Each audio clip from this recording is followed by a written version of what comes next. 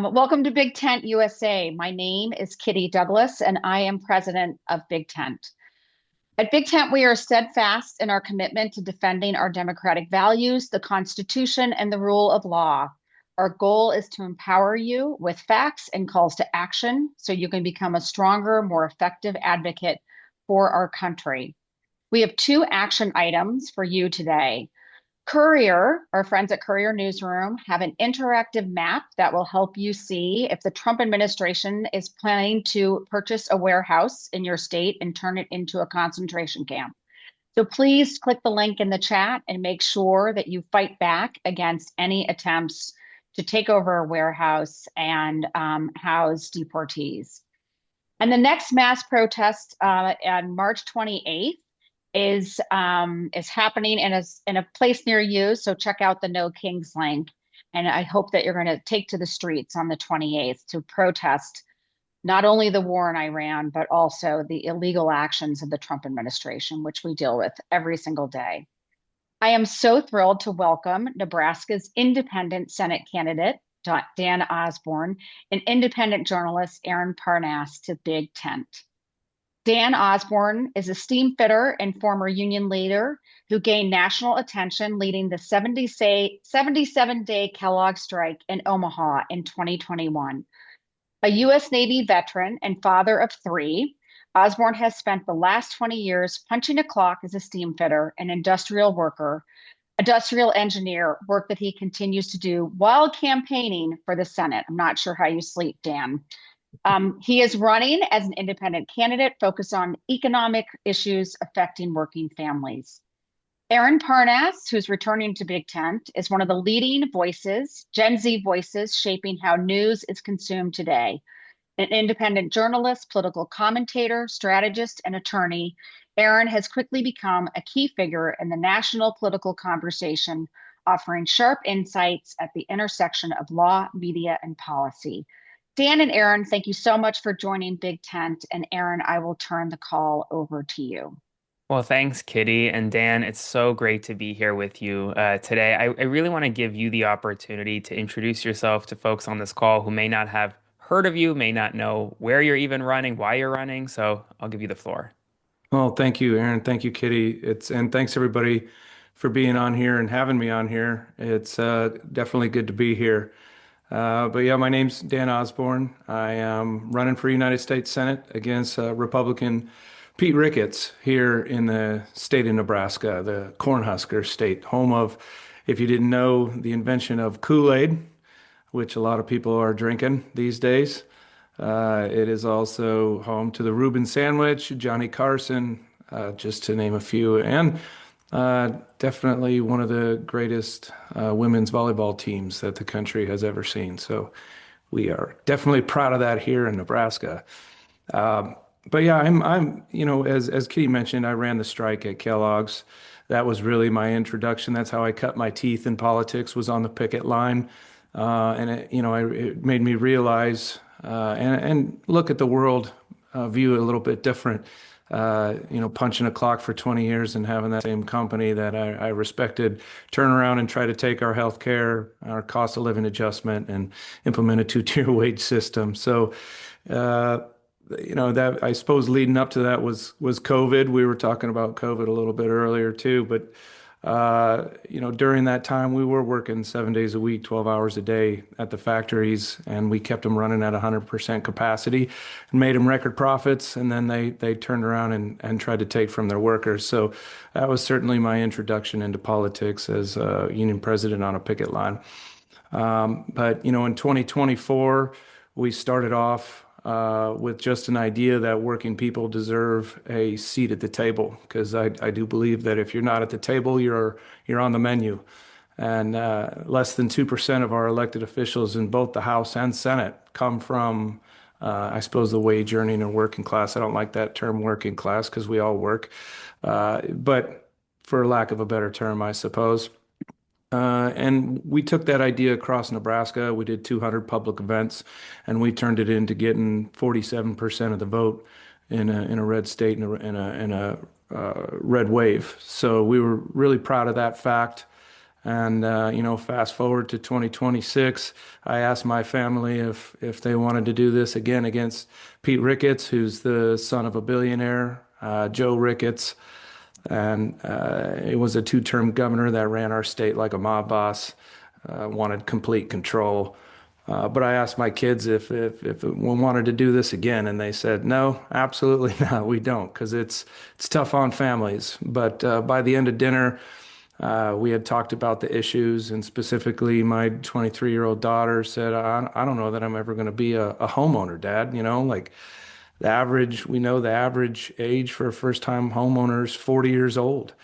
And the average home is over $400,000. So we have a whole generation of kids that are certainly losing hope. And so by the time we were doing dishes, we decided, we have to do this. And so we're throwing our hat in the ring again, and we're taking on the billionaires in politics. And right now, just a quick state of the race. The first poll came out in May, which was tied, and that prompted Ricketts to spend $3 million in the state. Since then, three more polls have come out, and we're still tied. So he's not moving the needle with his money. I don't think people are drinking as much Kool-Aid, even though it was invented here in Nebraska. But so that's certainly where we're at now, and we continue to fundraise strong and emerge as a really strong candidate. So just wanted to give that quick update. Well, you mentioned running for a second time last cycle. You ran against Deb Fisher. I think you shocked a lot of folks across the country coming within 6, 7 points of her in a very deep red state.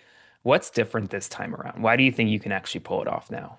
Yeah, I think the big difference, well, a couple different things is well, first of all, my opponent.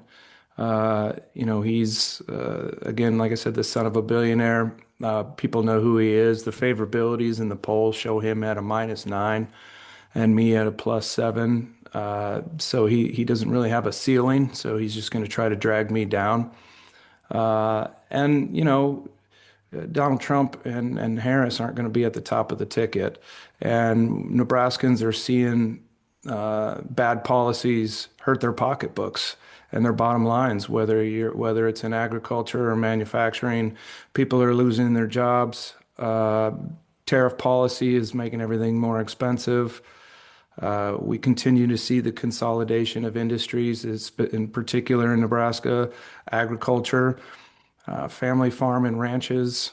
Filing for bankruptcy is up 46% in 2025.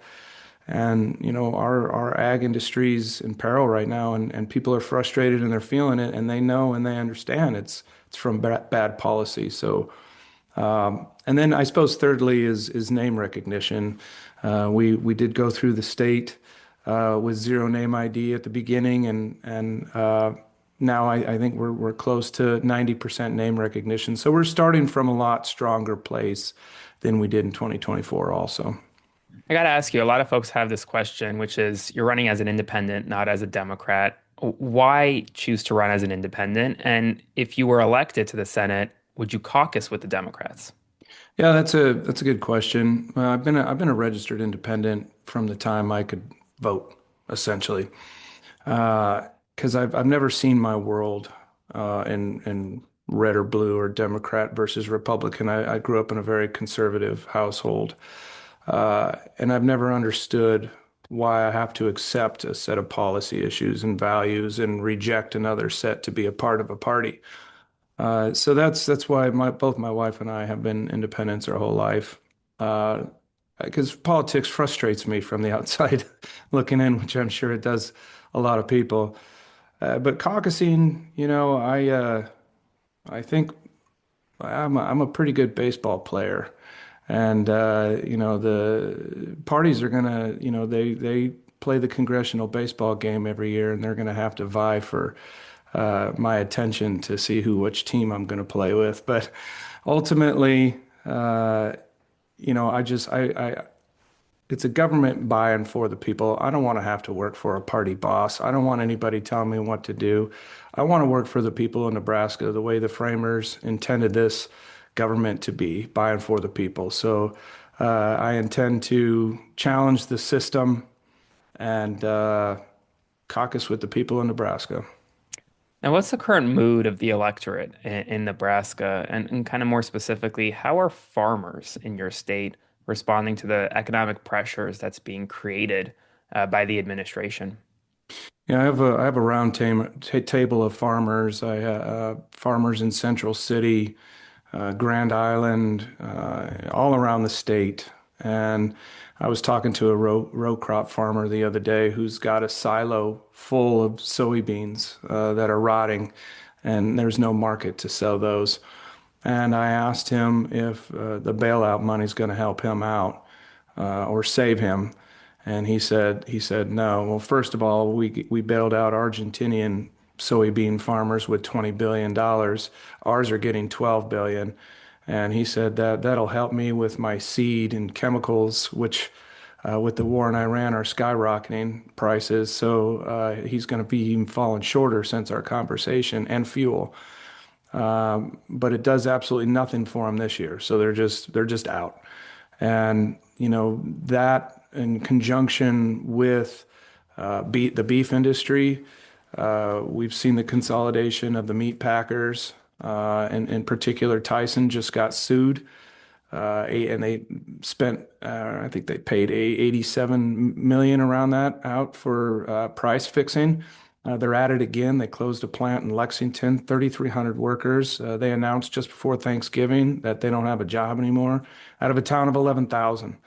And so what they're doing is they're trying to control the price that producers get for their product and how much we pay for the finished product at the grocery stores. And my family doesn't buy beef anymore. We walk right on past it because it's just too expensive for me to afford. So uh, yeah, they're definitely feeling it, and they understand that it's bad policy that's driving this. Have you seen traditional Republican support it would be eroded as a result of the policies coming out of DC right now? Yeah, I do. I mean, there was a lot of Trump flags and Trump signs driving around in 2024. And that's something I also want to touch on too, because when we were driving around Nebraska, you would see Trump signs next to Osborn signs, and then you'd go a block over and you'd see a Harris sign next to an Osborn sign. So I was really effective at bridging that political divide and bringing people together over the issues and certainly not the wedge issues, but pocketbook issues. I call it paycheck populism. And but yeah, the you don't see the flags flying right now, and certainly the sentiment is beginning to change. He's going to have his base here in Nebraska that is going to be unmovable no matter what. But I don't need to waste my oxygen on those folks. Uh, but we're going to go out and do another 200 town halls. I've already done over 40, and just engage people where they live and work. I gotta ask you, I ask every a member of Congress or anyone running for Congress, why the hell do you want to go to Washington, D.C.? I mean, I feel like Washington, D.C., you ask anyone, no one trusts the government, no one trusts Congress, it's gridlock, nothing really gets done. Why do you want to spend your time over there? Yeah, that's one of the 6 points. I mean, here's the thing. We're 250 years into the American experiment.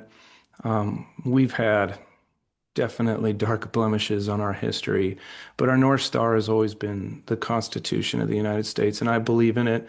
And well, the way I view the government again from the outside looking in, it's broken. This government shutdown. We have TSA agents not getting paid, National Guard folks not getting paid, Coast Guard, and it's very frustrating to see the level of disconnect with our national uh, elected officials. And that is something I believe that my campaign represents, is another part of the American experiment that we so desperately need. And I say that, well, let me give an example. I was at a town hall recently, and I had a young couple come up to me, a younger-ish couple, uh, and they said, I want to thank you." And I go, "Okay." And they said, "Well, we're lifelong Republicans. We're three-time Trump voters, and we are now registered independent because he worked in a steel mill who no longer has a job because of bad tariff policy, and her family owns a ranch out in western Nebraska, and they're filing for bankruptcy. And they're not prepared or ready to go to vote for Democrats right now. So giving them an option based off of, again, talking about paycheck issues, uh, they landed to register as an independent, and they're not going to be voting for Pete Ricketts. So that gives me hope that especially young people that are disenfranchised with the two-party system and a broken government, I think this represents an opportunity. I got to ask you, you served in the Navy after high school, and right now we're obviously in a war overseas, another potential forever war, this time in Iran. How are you feeling about the conflict over there, and for your fellow service members? I mean, I'm always going to be on the side of our the people who choose to sign on the dotted line, and ultimately give the ultimate sacrifice for the country that they love. That's the reason I did it. After 9/11, I was in the National Guard. I volunteered to go to Fort Knox and battle ready M1A1 Abrams tanks as part of the effort. Um, that was certainly a long, long time ago for me. But the way I see this war in Iran, it is an unjust war, especially in light of the counterterrorist director stepping down and saying that there was no what's the word I'm looking for, imminent threat from Iran. This is an unjust war. We shouldn't be there. Our servicemen and women shouldn't be put in harm's way for uh, a war over another war in the Middle East over oil. Now, another issue that's come up a lot in the political discourse is immigration. And immigration reform has been at top of mind for lawmakers for as long as I could remember, but nothing's ever actually gotten done. It was a key issue during the 2024 cycle. How do you view immigration heading into November at a time where approval for DHS really is at an all-time low? The agency's currently shut down. Kristi Noem was recently removed, and Americans just don't trust immigration enforcement today. Well, I don't either. The way I view it, I was watching over my Instagram feed a debate between Ronald Reagan and George Bush in the 80s. I don't remember the specific year, but they were talking about immigration the same way. Ultimately, the Democrats talk about immigration today. And that made me think, like, I'm 50 years old, and there's never been any meaningful immigration reform in this country, humane immigration reform. And so that begs the question, especially me being a mechanic, I'm always trying to find the root cause of things. You could start throwing parts at everything, and maybe eventually you'll get it fixed, but you got to find the root cause for things. And I think the reason is, well, first of all, parties want to use it to win elections, use it as an issue. But ultimately, it's companies like Tyson who exploit immigrant labor, pay them next to nothing, enrich themselves, and then pay people like Senator Ricketts and Senator Fisher off. Uh, and so then they look the other way. Those are the people who are winning with bad immigration policy. And this is not an executive branch issue.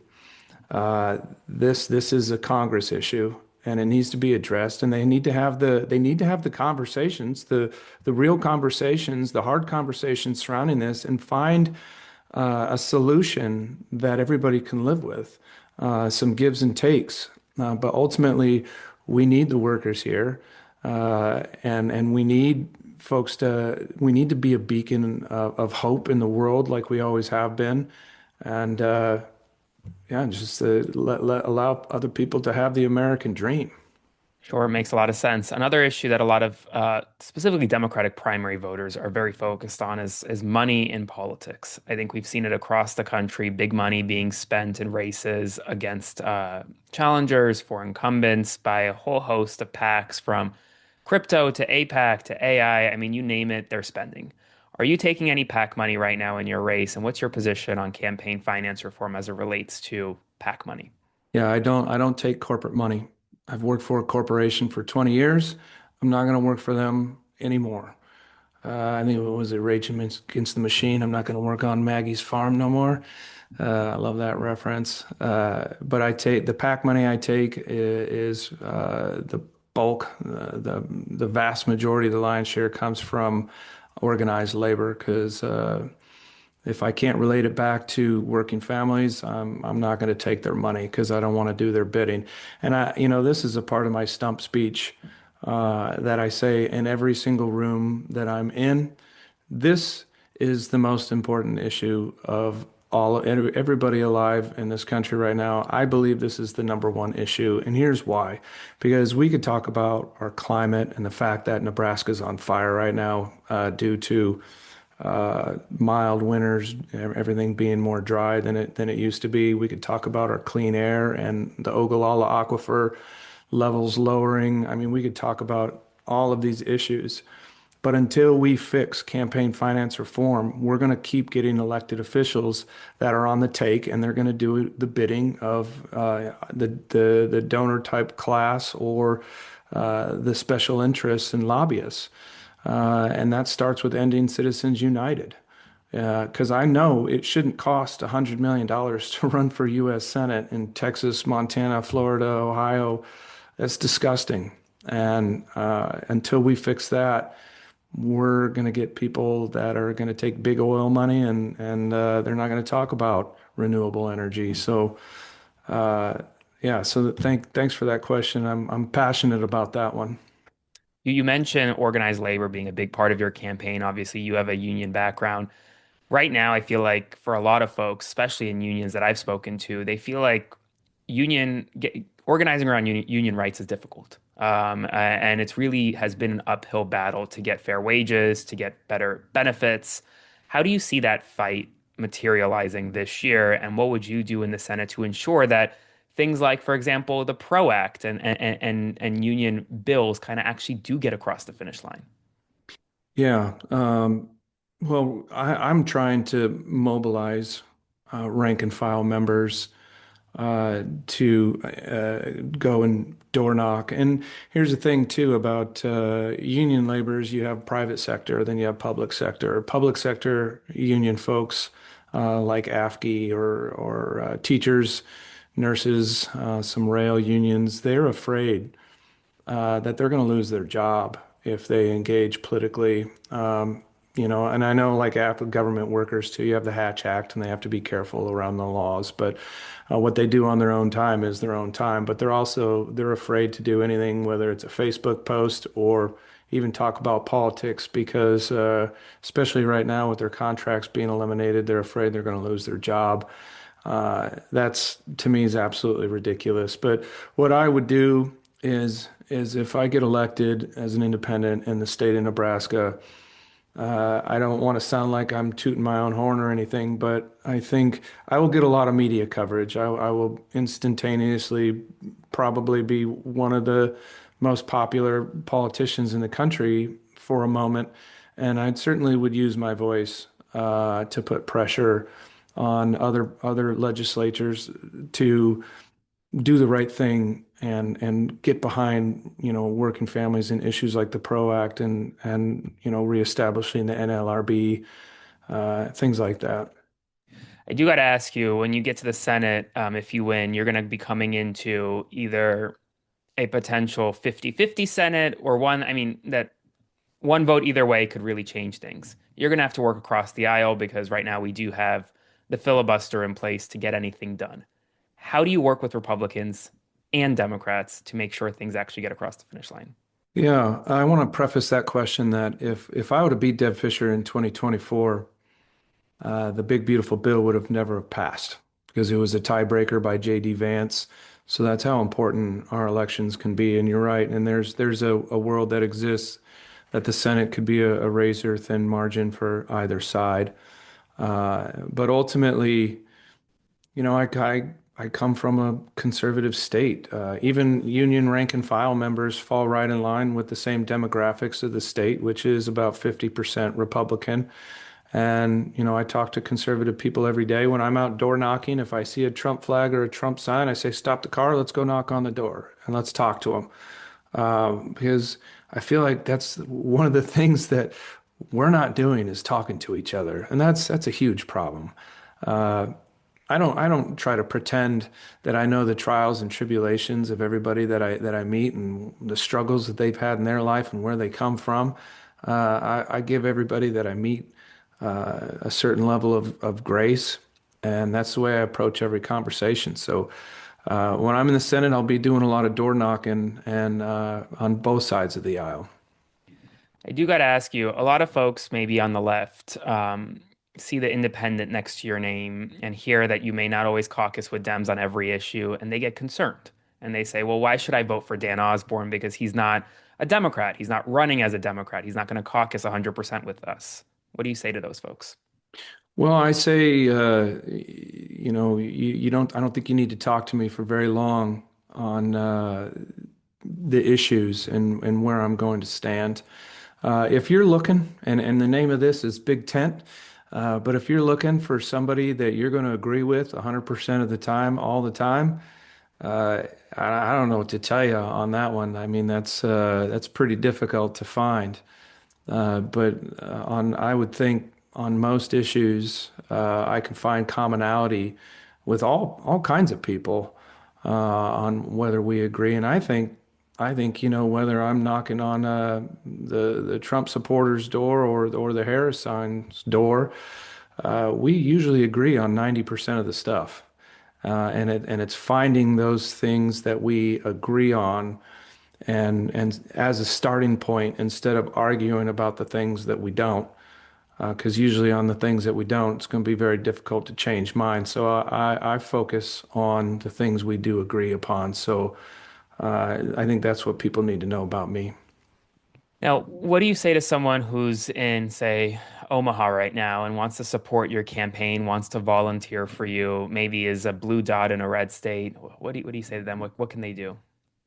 Yeah, well, first of all, I would say that's how we're going to win this race. Because again, Pete Ricketts could could spend easily $1 billion if they wanted to on this race. So this is going to be one on the ground, and it's going to be one with Nebraskans and people from all around the country. We've had donations from all 50 states. But ultimately, you could go to osbornforsenate.com. There's no E at the end of my name, like the famous coach in Nebraska, but it's osbornforsenate.com. I have a very extensive website with so many of my issues. I try to be very transparent about where I stand on everything and the things that we want to do. So I feel that's important to be transparent with people too. So yeah, and you can volunteer right from that website as well. Now, if anyone has any questions, keep throwing them in the chat. I'll ask Dan. I do want to ask you, a lot of these folks, they're not necessarily in Nebraska. They're more national, right? And there are a lot of national stories out there. What is resonating right now in Nebraska from a national perspective? Yeah, I'm sorry. Could you say that again? There's some Yeah, noise for on for here. sure. Essentially, what national stories right now are resonating in Nebraska that is really piercing through and impacting everyday Nebraska residents? Yeah, I mean it's hard to ignore the war in Iran and having to pay more at the pump as a result at a time where costs are rising on everything, whether it's building materials.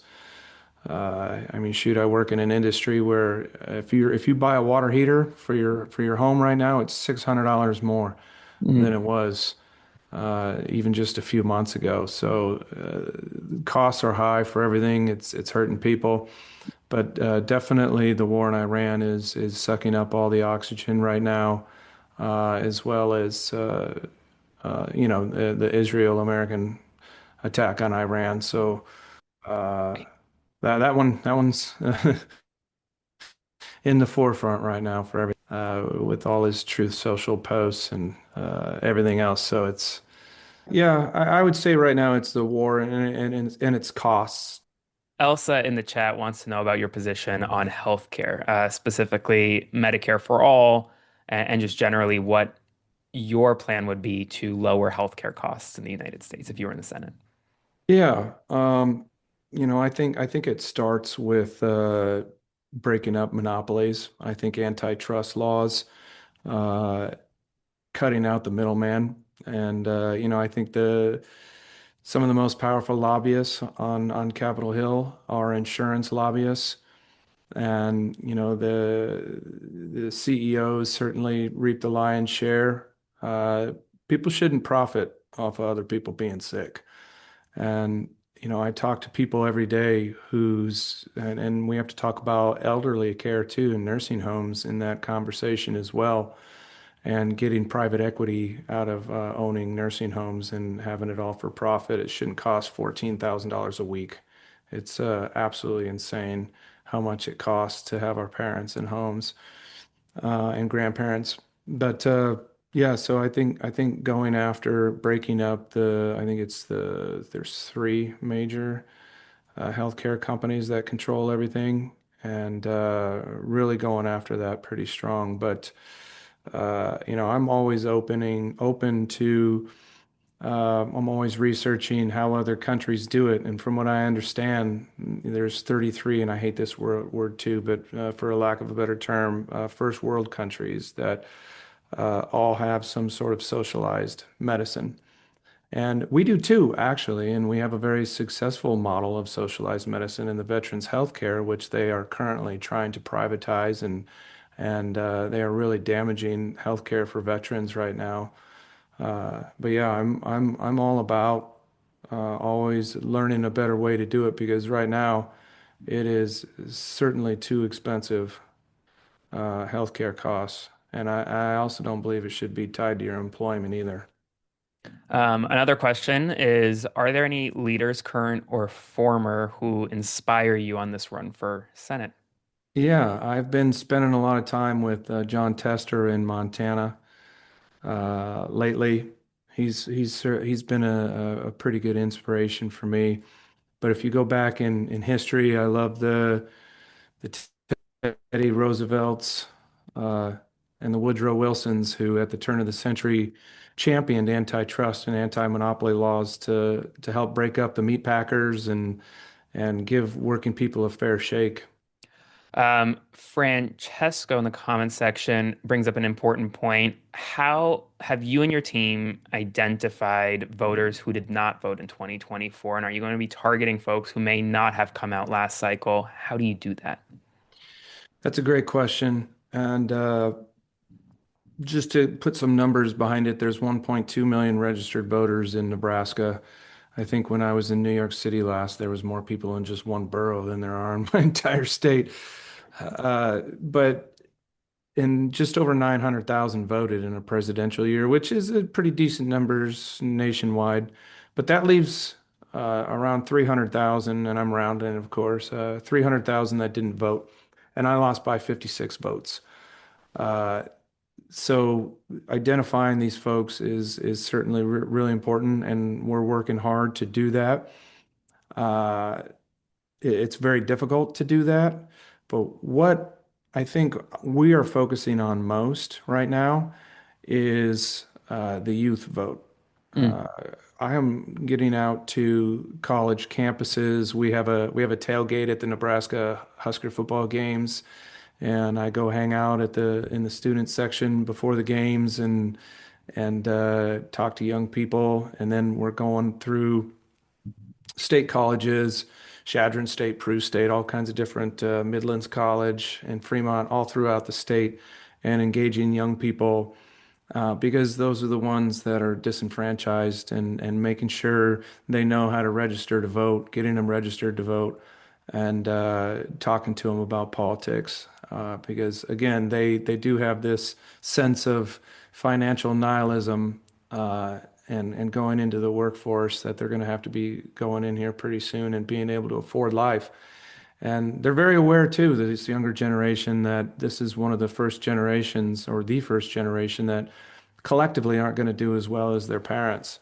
That's really sad to say out loud, and that's something I think we need to change. And the youth vote is certainly really important to me.